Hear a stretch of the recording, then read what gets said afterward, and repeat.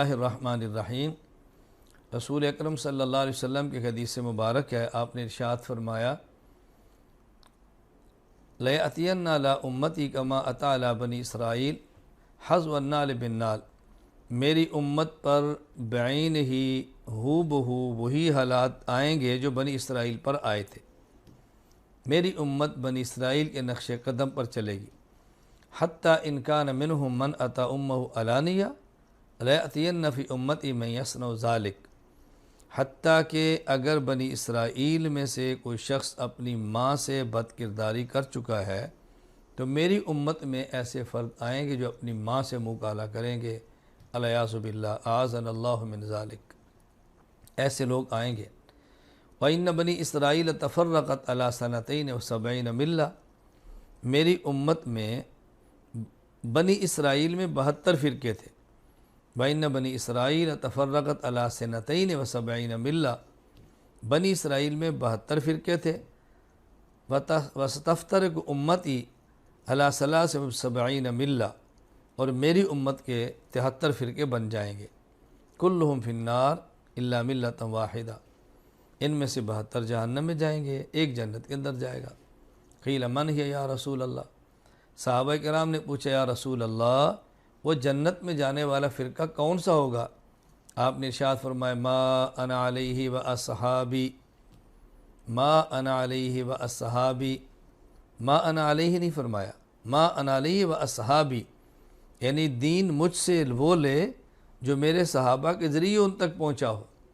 حدیث مجھ سے لے، معنی میرے صحابی سے لے، آیات مجھ سے لے اور ان کی تفسیر اور شرح میرے صحابہ سے لے، یہ جنتی فرقہ ہوگا۔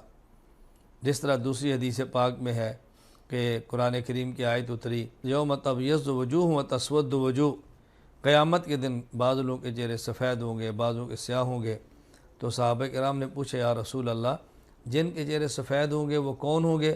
فرمایا ہم اہل السنت والجماع، اہل السنت والجماع، سنت رسول اللہ صلی اللہ علیہ وسلم کی، اور الجماع جماعت صحابہ کرام رضی اللہ عنہم اجمعین، آپ نے بتا دیا۔ تو یہاں آپ نے صحابہ کرام کا ذکر اپنے نام کے ساتھ فرمایا۔ یہاں جو بات میں نے سمجھانی ہے وہ یہ، پہلی بات یہ سمجھیں کہ پہلی امتوں میں 72 فرقے تھے، اس امت میں 73۔ یہ 73واں فرقہ کون سا ہے؟ علامہ قرطبی رحمۃ اللہ علیہ نے اپنی تفسیر الجامع لاحکام القرآن، جو کہ تفسیر قرطبی کے نام سے معروف ہے، اس کے اندر لکھا ہے وَأَنَّ هَذَا صِرَاطِ مُسْتَقِيمًا فَاتَّبِعُوهُ، اس آیت کے تحت فرمایا هَذِهِ الْفِرْقَةُ الَّتِي زَادَتْ فِي فِرَقِ امت محمد صلی اللہ علیہ وسلم، یہ جو اس امت میں ایک زائد فرقہ پیدا ہوا ہے یہ کون سا ہے؟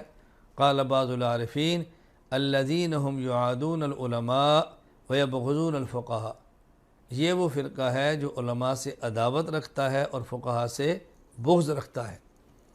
اب علماء سے دعوت اور فقہاء سے بغض رکھنے والا کون ہے؟ ہر شخص جانتا ہے، بتانے کی ضرورت ہی نہیں۔ اچھا اس کی پھر وجہ کیا ہے کہ یہ فقہاء سے بغض کیوں رکھتے ہیں؟ آسان بات یہ سمجھیں کہ جب کوئی نعمت آتی ہے تو دشمن بھی آتے ہیں، نعمت نہیں آتی دشمن بھی نہیں آتے۔ اس امت کو اللہ تعالیٰ نے ایک ایسی نعمت عطا فرمائی ہے جو پہلی امتوں کے اندر نہیں تھی۔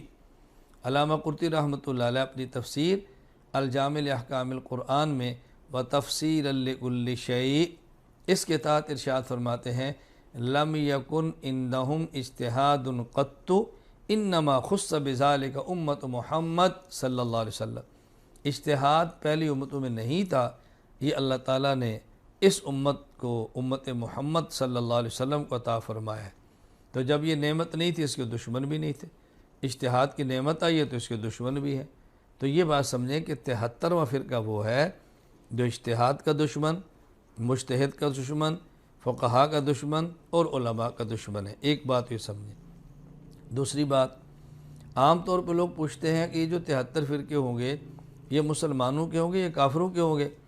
یہ 73 فرقے کفار کے نہیں ہوں گے، ابدی جہنم میں جانے والوں کے نہیں ہوں گے، بلکہ یہ 73 فرقے ان کے ہیں جو مسلمان ہیں، ایک اہل سنت والجماع ہے، باقی اہل بدعت ہے۔